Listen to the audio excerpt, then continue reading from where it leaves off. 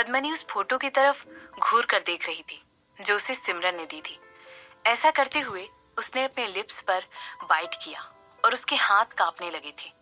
इसके बाद वो आगे कहने लगी, ये मिस्टर राजवंशी के बड़े भाई और उनकी पत्नी और उनके साथ हैं उनकी छोटी सी बेटी। सिमरन ने जवाब दिया। इसके बाद वो आगे कहने लगी, क्या तुम्हें लगता है कि ये आदमी तुम्हें कुछ देखा देखा सा लग रहा है? मैं तो बिल्कुल इनकी तरह दिखती हूँ। पद्मनी ने ऐसा कहते हुए तुरंत अपनी नजरें सिमरन की तरफ की और उसकी आंखों में इस समय छोड़ी जाने वाली फीलिंग दिखाई दे रही थी। इसके बाद वो उससे कहने लगी, क्या मैं एडॉप्टेड हूँ? मैं तुम्हें एक कहानी बताना चाहती हूँ मिस पद्मनी। ऐसा कहते हुए सिमरन जिस बेड पर बैठी हुई थी उसके किनारे की तरफ शिफ्ट हो गई। वो एक होटल का छोटा सा बैठक और शिफ्ट होते के साथ ही वो पद्मनी को देखकर मुस्कुराने लगी। इसके बाद वो आगे कहने लगी, तो स्टार्ट करते हैं क्लासिक से। एक बार की बात है, हरियाणा में एक फैमिली रहा करती थी, जैसा कि अमीर फैमिलीज में होता ही है। यहाँ पर भी बहुत सारी जहर देने वाली औरतें और बदनाम बच्चे थे। एक दिन इस फैमिली के मुखिया एक बहुत ही खूबसूरत औरत से मिले जिसने तुरंत उनकी अटेंशन अपनी तरफ खींच ली। ये एक लव एट फर्स्ट साइट वाली सिचुएशन थी और वो औरत जल्द ही प्रेग्नेंट हो गई। वो आदमी उस औरत से इतना ज्यादा प्यार करता था कि उसने हरियाणा के बाहर अब्रॉड में उस औरत के लिए एक बहुत बड़ा मेंशन खरीद लिया ताकि वो अपनी इस औरत को अपनी लीगल वाइफ से सेफ रख सके। यहाँ तक कि उन्होंने दूसरी औरतों के साथ अपने सारे संबंध तोड़ दिए और वो अब उनसे मिलने भी नहीं जाते थे। 9 महीने बाद उस औरत ने खूबसूरत लड़के को जन्म दिया। वो आदमी खुशी से झूम उठा। वो बच्चा बहुत ज्यादा बल्कि पूरी हद तक उनकी तरह ही दिखता था। उन्होंने तुरंत अपनी वसीयत चेंज की और उस बच्चे के नाम पर अपनी कंपनी और बहुत सारी प्रॉपर्टीज कर दी। यहाँ तक कि उन्होंने उस बच्चे को अपना नाम तक दिया। देखो, वो जो आदमी फोटो में है यही वो खुशकिस्मत लड़का है। लेकिन अपने पिता की डेथ के बाद वो आदमी हरियाणा चला गया ताकि उसे अपने पिता की भव्य जमीन और इनहेरिटेंस मिल सके। मगर जैसे कि ये कोई फेरी टेल नहीं है, वो आदमी मर गया। न्यूज की माने तो वो आदमी अपनी वाइफ और अपनी छोटी सी बेटी के साथ मरा हुआ पाया गया था। हालांकि जो बच्चा इस समय उस पिक्चर में दिखाई दे रहा है वो बच गया था। तो तुम देख सकती हो मैं इस स्टोरी के साथ कहाँ तक जा रही हूँ। ऐसा पूछते हुए सिमरन ने अपनी एक आईब्रो उठाई। इस पॉइंट पर पद्मनी ऑलरेडी तहस नहस वाली स्थिति में आ चुकी थी।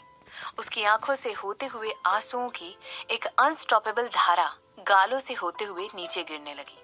वो उस फोटो की तरफ देख रही थी और फिर सिमरन की तरफ देख रही थी। इस समय उसके चेहरे पर बहुत ज्यादा दुख और दर्द दिखाई दे रहा था। इस फोटो में जो बच्चा है वो तुम हो मिस पद्मिनी, और तुम्हारे पिता राजवंशी ग्रुप ऑफ कंपनीज के 35% शेयर के इकलौते ओनर थे और ये वसीयत तुम्हारे दादाजी ने अपने मरने से पहले लिखी थी। उसे ही लेने के लिए वो यहाँ पर हरियाणा वापस आए थे।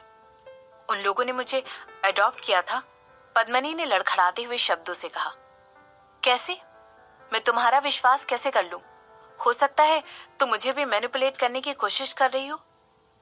जैसा कि मैं देख सकती हूँ तुम थोड़ी सी स्मार्ट हो गई हो, सिमरन ने हंसते हुए पद्मनी की तरफ देखते हुए कहा। इसके बाद वो आगे कहने लगी, डीएनए टेस्ट से ऑफ कोर्स मैंने इसमें पहला कदम उठाकर आगे जाकर तुम्हारे लिए रुक्मणी का बाल चुराया और उसे तुम्हारे बाल से मिलाने की कोशिश की। उस लिफाफे की तरफ देखो, अंदर तुम्हें डीएनए रिजल्ट मिलेंगे जिसकी वजह से तुम्हें पता चलेगा कि तुम दोनों कजन बहन हो और सगी बहनें नहीं हो।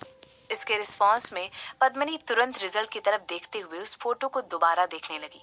जो आदमी इस समय फोटो में दिखाई दे रहा था वो बहुत हद तक मिस्टर राजवंशी की तरह दिखता था। कोई भी इस बात को झुठला नहीं सकता था कि वो दोनों बिल्कुल भाइयों की तरह ही दिख रहे थे। हालांकि जो औरत उस समय फोटो में बच्चों को पकड़कर खड़ी हुई थी, उस औरत की आंखें बिल्कुल पद्मनी की आंखों की कॉपी लग रही थी। उसके आंसू धीरे धीरे बहने शुरू हो गए जैसे ही उसे याद आया कि किस तरह उसका बचपन किसी परियों की कहानी से कम नहीं था और हर कोई सोचता था कि वो आगे जाकर भी ऐसी ही परियों की तरह रहेगी। लेकिन क्या उसके साथ ही ट्रीटमेंट सिर्फ इसलिए किया गया था क्योंकि वो उनकी बेटी नहीं थी और एक अडॉप्टेड लड़की थी। वो सोच रही थी कि किस तरह रुक्मणी ने कभी भी अपनी स्मार्टनेस पद्मनी के सामने शो ऑफ करने से अपने कदम पीछे नहीं हटाए थे। पद्मनी ये बात कभी भी नहीं भूल सकती थी कि किस तरह उसे हमेशा एक आउटसाइडर की जैसी फीलिंग आती थी। बेवकूफ लड़की, द अगली डकलिंग। ऐसे सारे नामों से हमेशा उसे बुलाया जाता था।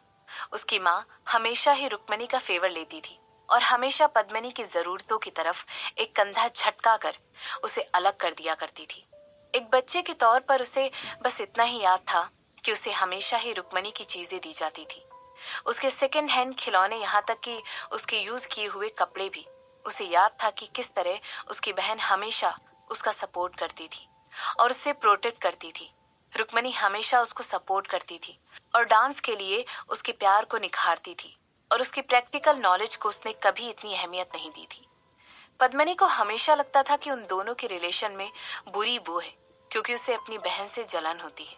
वो एक जलने वाली लड़की थी जिसे वो सब कुछ चाहिए था जो कुछ भी उसकी बहन के पास था, और रुक्मणी ने कभी भी उसके खिलाफ जाकर अपनी नाराजगी उसे नहीं दिखाई थी, बल्कि वो तो हमेशा हर चीज में उसका सपोर्ट करती थी।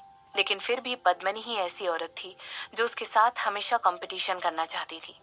लेकिन ये फीलिंग ज्यादा दिन तक पद्मिनी के दिल में नहीं रही और सब कुछ बदल गया जब उसे रियलाइज हुआ कि उसे हमेशा जो भी उसकी बहन को सिखाया जाता था उसके उलट ही सिखाया जाने लगा था। उसे हमेशा साइंस की जगह हॉट आर्ट सिखाई जाती थी। उसे डांस करना सिखाया जाता था और कंपनी को चलाना नहीं। जब भी वो अपने पिता से कहती थी कि उसे कम से कम वो एक असिस्टेंट के तौर पर अपने ऑफिस में रख लें, वो कभी भी इस बात के लिए राजी नहीं होते थे और हमेशा ही ये रीजन देते थे कि उसे असिस्टेंट बनने की कोई नॉलेज नहीं है। ऑफ कोर्स उसे इस बात की नॉलेज थी भी नहीं। उसे कभी भी ये सब कुछ सीखने में कोई इंटरेस्ट नहीं था क्योंकि उसका पूरा फोकस सिर्फ और सिर्फ डांसिंग सीखने में था। रुक्मणी वो पद्मिनी अपनी बात आगे कंप्लीट भी नहीं कर पाई थी क्योंकि उसे तुरंत याद आ गया था कि किस तरह उसकी बहन रुक्मणी ने उसकी मदद की थी ताकि वो अपनी हॉबी को अपने माँ बाप से एक सीक्रेट के तौर पर रख सके। वही वो इंसान थी जिसने उस समय पैसे देकर उसकी मदद की थी ताकि वो डांसिंग क्लासेस जा सके और उनकी फीस भर सके। यहाँ तक कि उसने अब्रॉड होने वाले कंपटीशन के लिए भी रजिस्टर करने में उसकी मदद की थी। उसे लगता था कि रुक्मणी हमेशा से ही उसकी मदद करने के लिए आगे आती रही है और उसका दिल बहुत ही अच्छा है।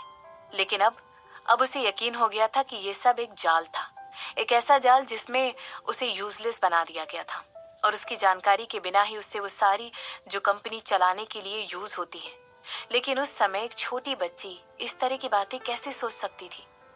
वो कैसे सोच सकती थी कि उसकी बहन जो कि उसकी इकलौती पार्टनर थी वो इतनी छोटी उम्र में ये सब चीजें करने के लिए कैपेबल है? खुद को शांत करो। अचानक पद्मिनी को सिमरन की आवाज सुनाई दी। उसने तुरंत अपनी नजरें सिमरन की तरफ की और रियलाइज करते हुए कहने लगी, तुम मुझे राजवंशी फैमिली के खिलाफ यूज करना चाहती हो ना? ताली बजने की आवाज आती है। लगातार तालियां बजने की आवाज आती है। सिमरन ने धीरे से तालियां बजाते हुए पद्मिनी के कानों के पास जाकर अपनी बात कहने की कोशिश की, लेकिन इससे पहले कि पद्मिनी कुछ कह पाती, सिमरन ने ही कह दिया, तुम बिल्कुल सही हो। मुझे बहुत खुशी होगी अगर मैं तुम्हारी बहन को पूरी तरह बर्बाद कर सकूं। हालांकि इस समय मैं यहाँ पर ये सब करने नहीं आई हूँ। ऐसा कहते हुए सिमरन ने एक छोटा सा रिकॉर्डर पद्मिनी के हाथ में थमा दिया और आगे कहने लगी, मेरे पास हमेशा ही ऐसी छोटी छोटी चीजें हाथ में रहती हैं और मैं ऐसी चीजों को जब भी मैं बाहर जाती हूँ हमेशा अपने पास रखना प्रेफर करती हूँ। इसमें रुक्मणी का कन्फेशन है कि कैसे उसे पहले से ही पता था कि तुम उसकी असली बहन नहीं हो। कल या हो सकता है आने वाले दिनों में वो इस बात को पब्लिक के सामने रिवील भी कर दे और अपने माँ बाप को तुम्हारी फैमिली को मारने के लिए उन्हें मुझे बेच भी दे। वो कहेगी उसने अभी अभी इस बात का पता लगाया है और सबके सामने ऐसे बिहेव करेगी जैसे वो सही है। इसकी वजह से हो सकता है इन्वेस्टर्स उसके पिता को कंपनी से बाहर निकाल दें और उनकी बेटी रुक्मणी को उसकी बहादुरी के लिए तालियां बजाकर स्वागत करें। रुक्मणी बहुत ही स्मार्ट औरत है। वो इस समय पूरी सिचुएशन को अपने पक्ष में घुमाने के लिए प्लानिंग कर रही है और खुद को अच्छा दिखाने की कोशिश कर रही है। इसके बाद वो कोशिश करेगी कि वो तुम्हारे साथ ही वापस मिल जाए और मेल मिलाप कर ले ताकि पूरी दुनिया देख सके कि तुम किस तरह उसकी इंसल्ट करती हो। वो सबको ये देखने पर मजबूर कर देगी कि उस औरत ने एक बार भी अपने खुद के माँ बाप को उनकी गलती की सजा देने के लिए जो उन्होंने तुम्हारे खिलाफ की थी एक बार भी झिझक नहीं दिखाई, और इस तरह से वो सबके सामने अच्छी बहन बनकर सामने आ जाएगी। इसके बाद तब तक लोग तुम्हें अनग्रेटफुल होने का टैग दे चुके होंगे, जबकि तुम्हारी बहन रुक्मणी को उसके सही तरीकों के लिए शाबाशी भी दे चुके होंगे। ऐसा कहते हुए रुक्मणी के चेहरे पर एक बड़ी सी स्माइल आ गई और वो अपनी बात को आगे कंटिन्यू करते हुए कहने लगी, देखो, मैं तुम्हारे सामने एक ऑफर रखना चाहती हूँ कि मैं तुम्हारी रुक्मणी को बर्बाद करने में पूरी मदद करूंगी, लेकिन इसके बदले में तुम्हें उसे तड़पाना होगा और उसे वो देना होगा जिस बात को वो डिजर्व करती है। अगर तुम रुकने से इतनी ज्यादा नफरत करती हो तो फिर तुम उसे खुद बर्बाद क्यों नहीं कर देती हो? मैं तो बिल्कुल यूजलेस हूँ। ना तो मेरे पास पैसा है और ना ही तुम्हारी जितनी इन्फ्लुएंस। तब भी तुम मेरी मदद करने के लिए प्लानिंग कर रही हो। मैं तुम्हें कुछ भी नहीं दे सकती। ऐसा कहते हुए पद्मनी ने अपनी बात सिमरन के सामने रखी, क्योंकि वो बहुत ज्यादा डरी हुई थी। वो शशांक और सिमरन दोनों की जोड़ी से बहुत ज्यादा डरी हुई थी। मैं बहुत आलसी हूँ। मैं तुम्हें ऐसा करते हुए देखना ज्यादा पसंद करूंगी और ना कि इस काम को खुद करना। ऐसा कहते हुए अपने कंधे उचकाए और अपनी बात को आगे बढ़ाते हुए कहने लगी, तुम्हारे पास इस बारे में सोचने के लिए 1 मिनट है। ऐसा कहने के बाद सिमरन ने तुरंत अपने फोन पर एक स्टॉप वॉच चालू कर दी। पद्मनी इस समय अपने सामने बैठी हुई औरत के मुस्कुराते हुए चेहरे को देख रही थी। तुम उसके सामने बहुत ही अलग तरीके से बेड पर बैठी हुई थी और उसके जवाब का इंतजार कर रही थी।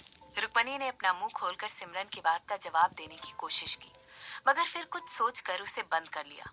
उसने अपने हाथ में पकड़े हुए फोटो की तरफ देखा।